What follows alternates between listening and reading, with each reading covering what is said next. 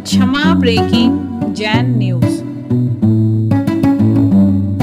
1975 की घटना है। आचार्य से राजस्थान से बुंदेलखंड की तरफ गए, पहले खुजरा हो गए। 5 क्षुल्लक थे, 4 क्षुल्लक थे और आचार्य से मात्र ओनली 5 थे। मुनि महाराज आचार्य से अकेले थे। खजुराहो के दर्शन करके महाराज रुके 2 दिन। उसके बाद आहार के बाद, सामायिक के बाद महाराज ने विहार कर दिया। वहां कोई समाज तो थी नहीं उस समय, अभी भी शायद ना हो। हाँ, बाकी उस समय कोई नहीं था। अब वो वहां मैनेजर के जुम्मे रहता था। अब साधु पहले मैनेजर को बोला था, भैया मेरा विहार करा दो। अब मैनेजर तो पक्का दादा था, वो तो कहे कि नहीं अभी टाइम नहीं है, गाड़ी नहीं है। आचार्य सिखाए को किसी को, और वो आचार्य ने विहार कर दिया 5 लोग। माली ने बताया आचार्य से विहार कर गए।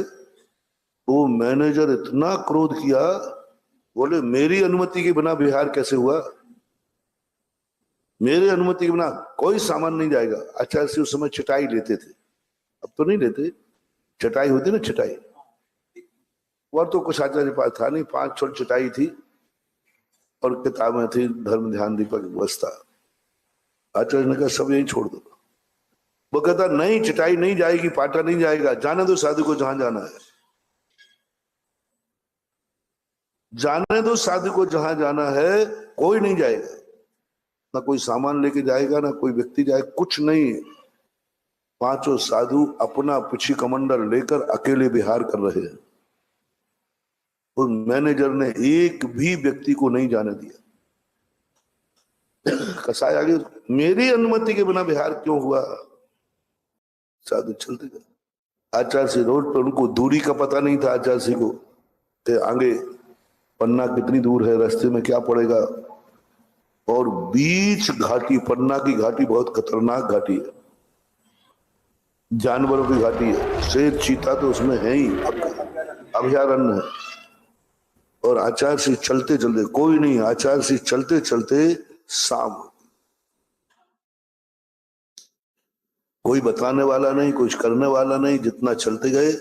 और एक पेड़ के नीचे एक चट्टान थी, आचार्य से वहां बैठ गए। इधर लोगों ने खूब कहा, उन्होंने कहा नहीं कोई नहीं जाएगा, साधु को लौट के आना पड़ेगा चटाई लेने के लिए, मेरी अनुमति के बिना नहीं जा सकता। वहां जाकर के बैठ गए, संघ को निर्देश दिए, बस यही रात भारी और यही रात अंतिम, कोई सोना नहीं।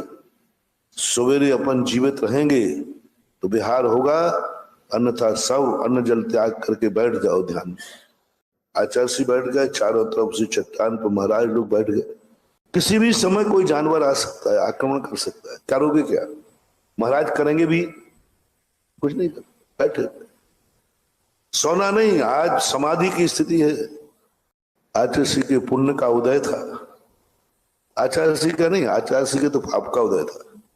तभी तो मैनेजर गुस्सा हुआ, तभी तो मैनेजर ने कसाई किए, तभी तो मैनेजर ने कोई चिटाई आदि नहीं भी दी। उनका तो पाप कर्म का उदय था, आचार्य श्री का पुण्य कर्म का उदय तो था हम लोगों का, आप लोगों का। हम लोग उस समय में संग में नहीं था। इन 350 लोगों का पुण्य का उदय था, सारे मुनि भक्तों के पुण्य का उदय था, श्रमण संस्कृति के पुण्य का उदय था। ये आचार्य श्री के पाप कर्म का उदय प्रभावकारी नहीं हो पाया। और हम लोगों का पुण्य इतना प्रबल था कि एक भी जानवर रात में नहीं आए। मैं ऐसे आचार्य श्री का पुण्य नहीं मानता हूं। उज्जवल को कुछ हो जाता तो इन 350 का क्या होता? इन अनगढ़ पत्थरों को मूर्ति कौन बनाता? किसके बस की बात थी? इतना बड़ा पुण्य का उदय था। सवेरे आचार्य से उठे, सूचना भी नहीं दी उसने आगे कि महाराज जी यहां से विहार कर गए, पढ़ना पड़ता है। सुबह आचार्य से उठे, मुश्किल से एक घाटी के ऊपर 2 किलोमीटर आगे जाकर स्थान था, लेकिन कोई बता देता तो आचार्य से और चल देते। अब आचार्य को बताने वाला नहीं, ऐसा ऐसी स्थिति बन गई। अब देख लो हमारे आचार्य श्री ने कैसे कैसे उपसर सहन किए हैं। तब आज सन 1981 में पुनः आचार्य श्री का गमन खजुराहो हुआ। कदर से रोया। जैसे तुम कहते ना, तुम्हारे साथ में पढ़ने वाला कोई बच्चा जिसकी तुम स्कूल में जम के ठुकाई करते थे और नौकर बन के वो कलेक्टर बन के आ जाए और उसी कलेक्टर में तुम क्लर्क हो। ऐसा कई बार होता है। वो कलेक्टर बन गया जिसको तुम ठोकते थे, जिसको तुम पीटते थे, तुम्हारे ऊपर आंख भी नहीं उठा सकता था। आज वो कलेक्टर बन के आया, अब तुम्हारी हालत क्या हो रही है।